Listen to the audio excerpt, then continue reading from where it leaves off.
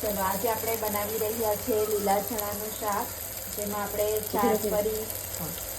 ચાર પરી તેલ લીધું છે, જેની અંદર જીરું નાખ્યું છે, આપણે એક લવિંગ અને એક તજ નાખી દીધું છે.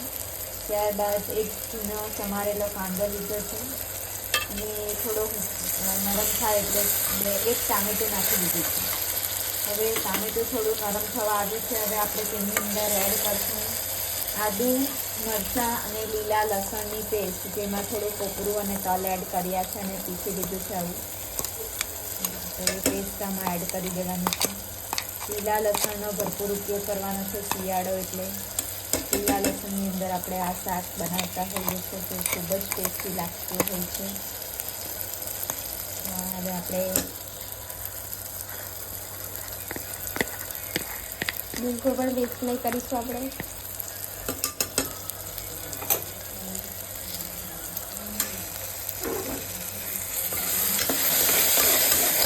કરી લઈશું અને જ્યાં સુધી એમાંથી તેલ છૂટું નહીં પડે ત્યાં સુધી થવા દઈશું આપણે.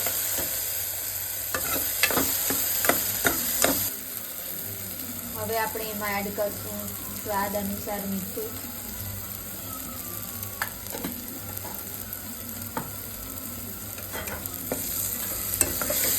અડધી ચમચી હળદર, ધાણા જીરું,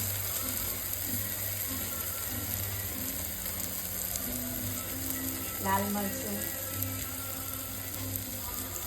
કાશ્મીરી મરચું એડ કરીશું.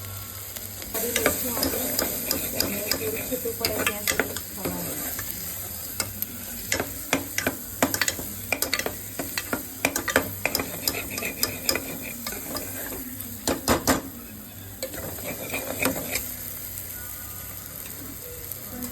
હવે આપણે એમાં જેમાં પેસ્ટ બનાવી હતી તેલ છૂટું પડી ગયું છે, એનાથી કપ જેટલું પાણી એડ કરી દઈશું.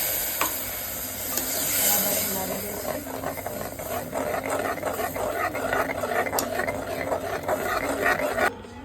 જુઓ, ચણા આ પ્રમાણેના લીલા આપણાને મળે છે શિયાળામાં. એ છોલીને પાણીમાં પલાળેલા હતા. હવે આપણે એને એમાં એડ કરીશું.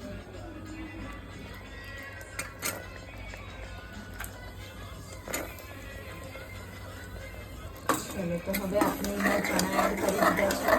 હવે જરૂરિયાત જે પ્રમાણે તમને રસો જોઈતો હોય તે પ્રમાણે થોડું પાણી એડ કરીને ગાર્નિશ કરી દીધું છે.